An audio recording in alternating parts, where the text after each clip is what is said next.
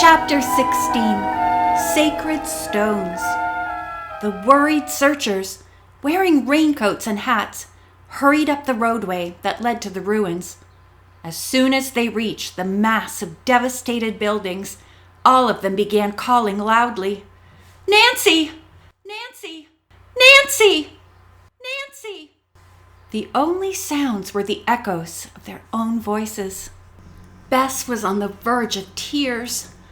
"Oh, I just know something dreadful has happened to Nancy." George looked at her sternly. "Nancy has a knack of getting out of tight spots. Let's keep our thoughts optimistic." "You're right, George," Bess admitted, and tried to look less gloomy. Mapani and the girls went on, calling out every few minutes. There was still no response from Nancy. Carla was very quiet, but the others could see she was alarmed. Finally, she said, "Maybe Nancy was a prisoner in Luis Los's car when he drove away. Perhaps we should go back and report her disappearance to the police." For the first time, Mapani spoke up. "When we were up here before, we did not go down the other side of this peak. I suggest we look there before we give up." The others followed him up the steep incline to the top, then looked down the far side of the mountain.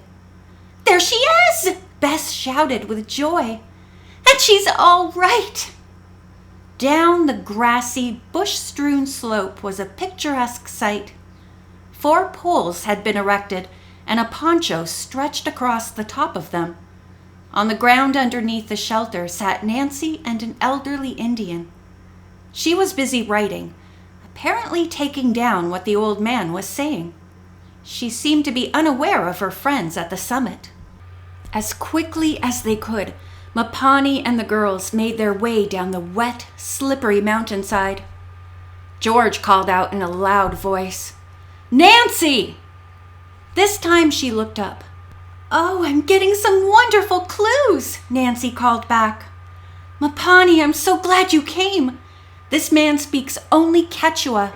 I've been trying to write down the way the words sound." When the others reached her, Nancy introduced her companion.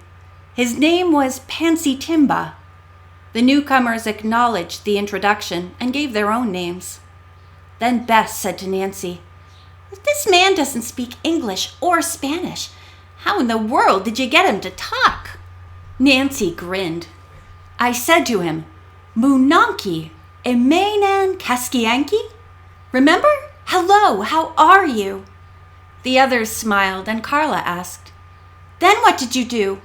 "I said to him, 'Did you ever hear of a man named Aguilar?'" She related that upon hearing the name, he had looked at her strangely and had begun to talk very fast. "He kept repeating Aguilar so often, I finally decided to try writing down all the words as best I could and asked Mapani to translate them." Timba had said nothing to the newcomers, but upon hearing the name Aguilar again, he began to talk to Mapani.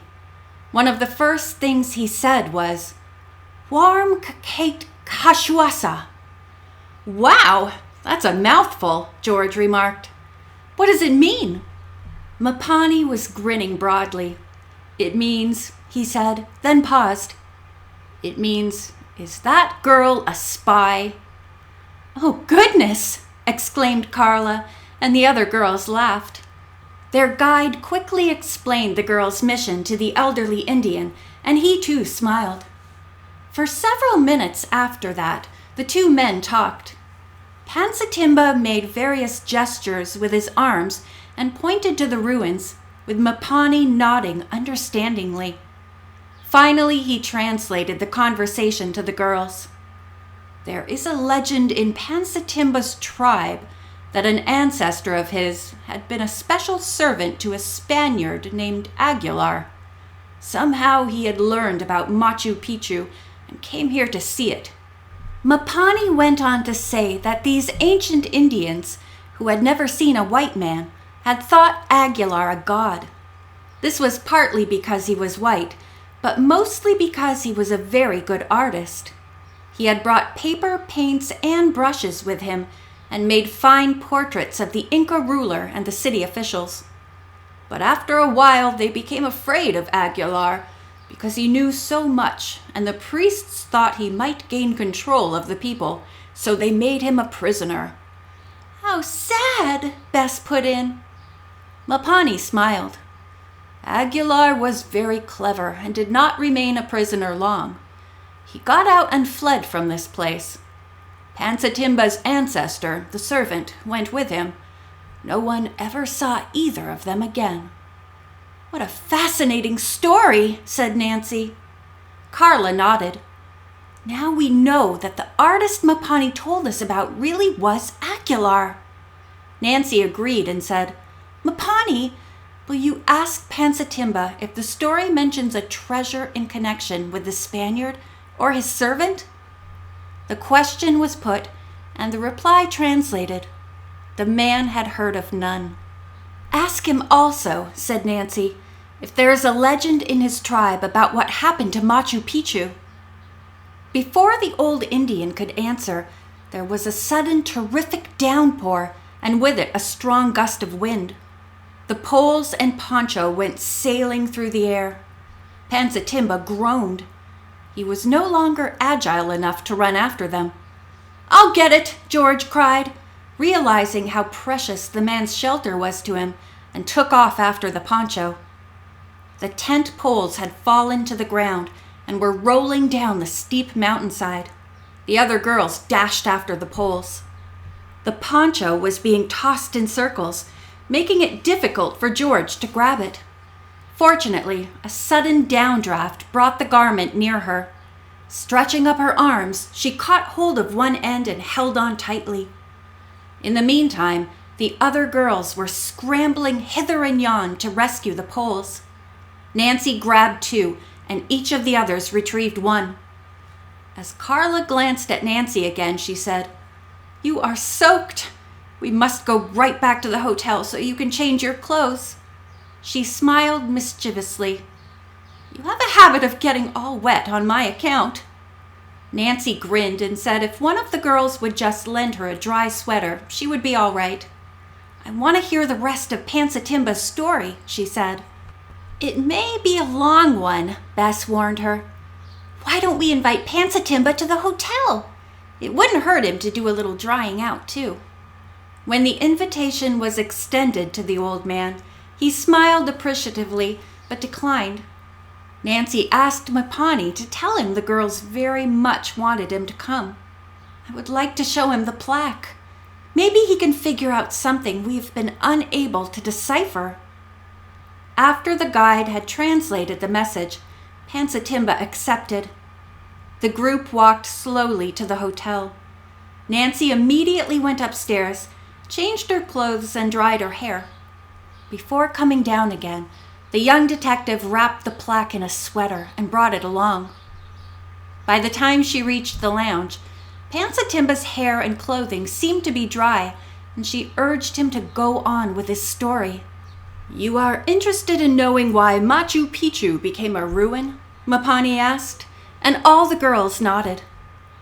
After a lengthy conversation between the two Indians, Mapani said, "There is another legend in Pansatimba's tribe. Not long after Aguilar had fled from Machu Picchu, a band of Spanish explorers and some Indians who had been converted to Spanish ways came and sacked the city. There was a dreadful time. They carried off the maidens and nearly all the women, but they killed most of the men and threw their bodies into the river." "How utterly ghastly," Bess murmured. Mapani went on. "Nothing was left, so there are no pictures or carvings or artifacts to show what this glorious city once looked like." Nancy spoke up. "One thing I can't understand is what happened to all the rest of the large stones, which the Indians must have used in building their houses and temple." Mapani put the question to Pansatimba.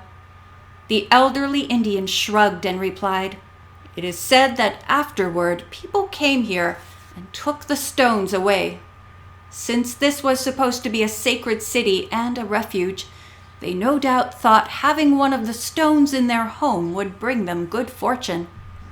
When Pansatimba finished, Nancy unwrapped the plaque and had Mapani tell him about it.